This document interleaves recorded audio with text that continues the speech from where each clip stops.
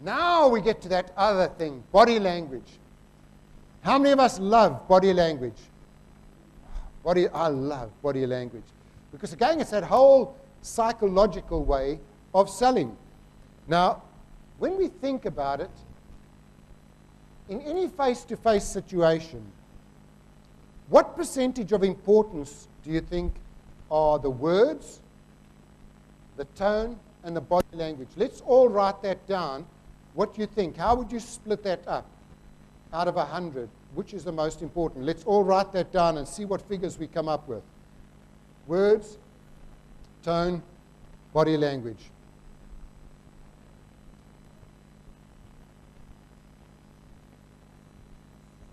So words, what do you think percentage words would be in any face-to-face situation?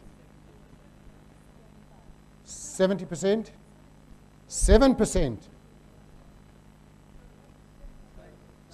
7%? 6 or 7%? Yeah. What about the tone? 20, 38? 50? What about body language?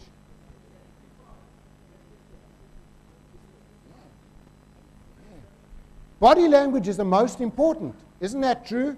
And again, if we look at research, there it is, 7% words, 28% tone, and the rest, body language.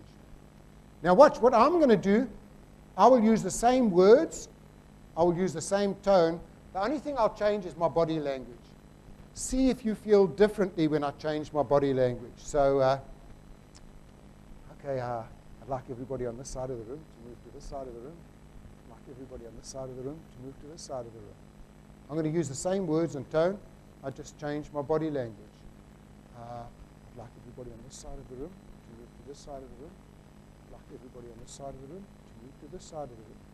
Same words, same tone. I just changed my body language. I'd like everybody on this side of the room to move to this side of the room.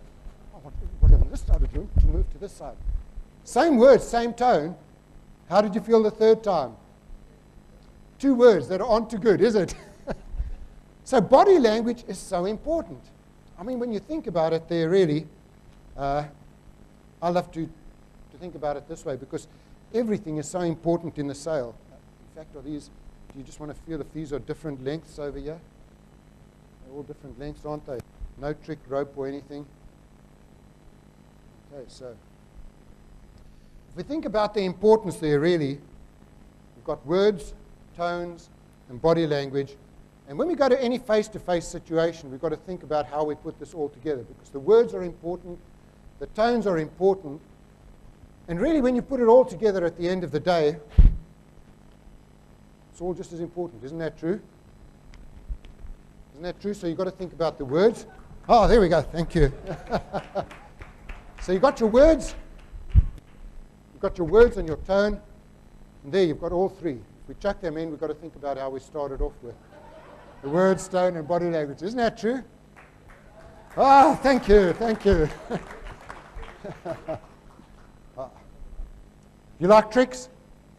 Oh, I love tricks. I love magic tricks because, again, when we think about selling, it's how much we listen, what goes into the right ear, what goes out of the left ear.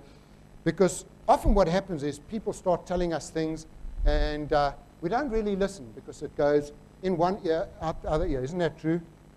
They tell us it goes one ear, out the other ear. What we've got to think about is when we listen, how it goes into one ear, out the other ear, get them together, and then we come up with the right solutions. Isn't that true? Oh, I love having a bit of fun. Okay, so body language. Visual aids? Oh, yes, yeah, that's so important because that's part of the body language and the visuals, what we looked at earlier on. So important, the visuals, because people see what they see. Now, that gets even deeper because we go to a thing called neuro-linguistic programming.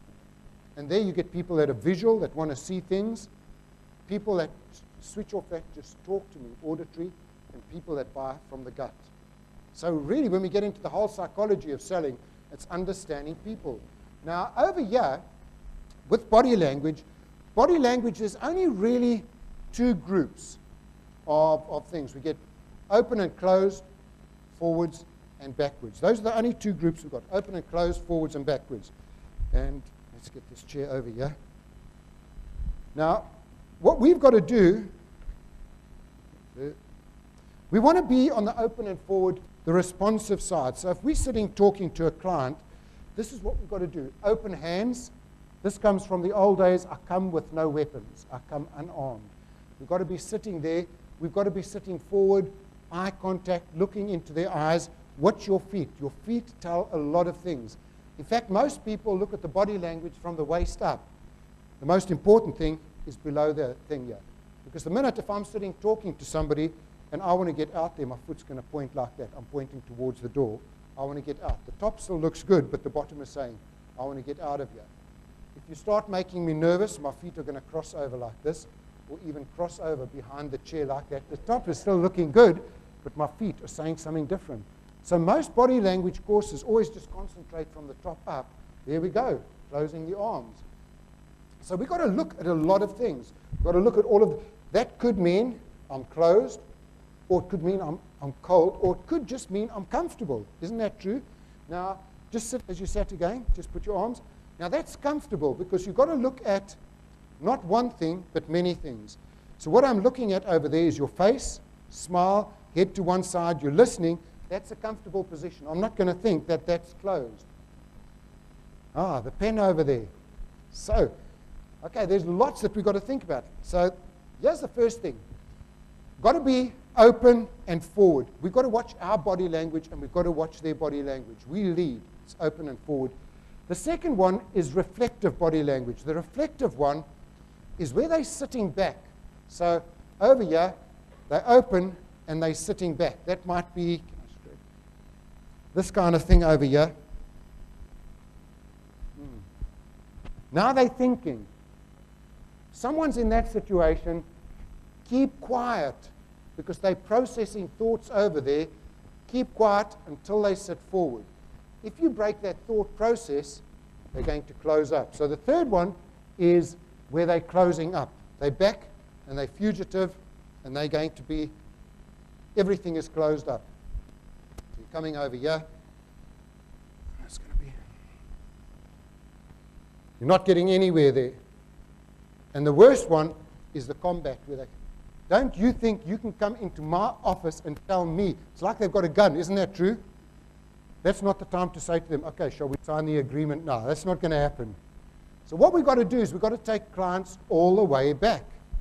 What I love speaking internationally is the different cultural things. Isn't that true? Traveling around the world with the different cultures. Because if I come over here and I'm sitting like this, what does that mean? Disrespect. Isn't that true? So I'm coming from England where that's comfortable. If I come to another place, I've always got to respect the cultures because the cultures are totally different. The very first time I went to China, I had my business card, and the Chinese people are giving me their business cards like this. I'm just taking it, put it in my back pocket. Biggest insult ever. The chairman of the company came to me and he said, when we give you the business card, we give it to you like that. You must take it with two hands. Put it in your hand and lovingly look at it and genuinely read it. That's fantastic. Wow, that's great. And put it on your inside pocket, close to your heart. Not by your bum. So I love just going around the world and seeing all of these different things. I went to Japan for the first time. And it was interesting because I got lost. So when I was young, I used to do karate. Before you do a karate fight, you always go, horse. So I get lost, and I see there's a little old man. He's about 90 years old, and he's standing on the street corner over there, and he's selling stuff. So I think, let me go and ask him to help me. So I go up to him, and I thought, I'll show him some respect first from karate, I remember. So I go, horse. Can you please help me and tell me where to go? This guy's eyes get about this big. Let me try again. Horse, can you please help me? His eyes get even bigger. He gets up and he shuffles away fast like this. I go back to the hotel. I'm talking to the manager there. I told him what I did. He said, "Oh, you're crazy." Os means, I challenge you to a friendly fight. Imagine this poor little old man, you know. Who's this big guy that wants to have a fight with me? So body language, we've got to look at a lot of different things, not just one thing.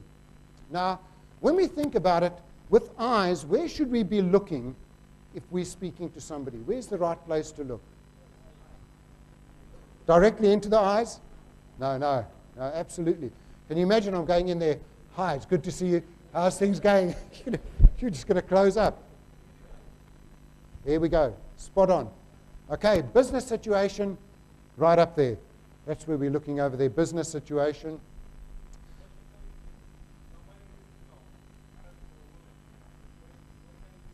No, I can see just above you, just here. Here we go, just above you. No, still over here. I'm just looking there, because otherwise if it's like this, it's going to be a bit intimidating. So just look above there. Now we're going to have some coffee together. We have some coffee. The social gaze is there. The intimate gaze, if somebody attractive walks past, then it's going to be...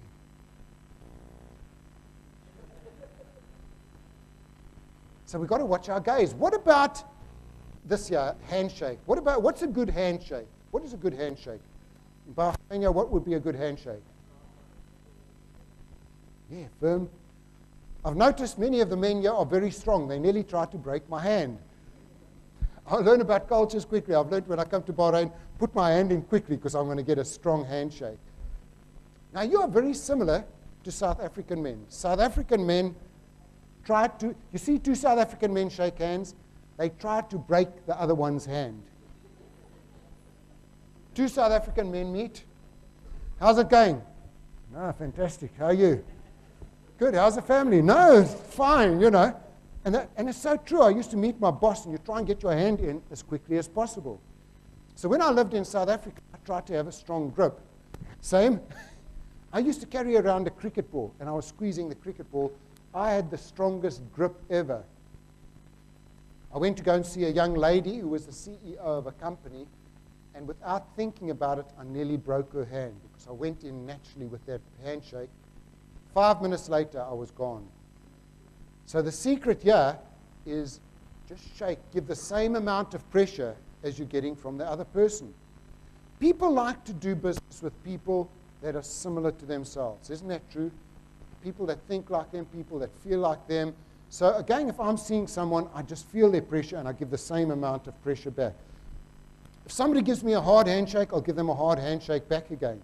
Now, a lot of our culture says if we get a weak handshake from somebody, it means they're a weak personality. Think of cultures. If I go to India, they have a very weak handshake. That doesn't mean they're weak. That means that's their culture, and that's how they shake hands. If I go to China, many Chinese have a very soft little handshake. If I squeeze their hand, I'm intimidating them, and they are losing face. So always just give the same amount of pressure as you're getting back again. Look always at clusters of things. So you're looking at everything over here. You're looking at the face, the head, everything that you're doing. I mean, if I'm speaking to somebody, let's say I'm speaking to you, but the body is facing like that, what does that mean? I want to get out of here quickly. So let's get down to it. What about if you meet somebody in a social situation? So you're meeting people outside. Can I have a volunteer? Would you like to come up? And would you like to come up? Can I have 2 volunteers? I'm just going to demonstrate over here. At lunch today, if you want to go and swap business cards, would you like to come and stand here? Now, okay, so if you just want to face each other, there we go. So now they're having a serious conversation between each other. Do they want me to interrupt them? No, because they look at their body language, they speak. They don't want me to come, excuse me, can I, what are you doing here? But if their body language is, let's say they're standing like that, a little bit. So now we've got a V, that's inviting me in. 3 things you've got to do when you meet somebody socially is, hi guys, do you mind if I join you?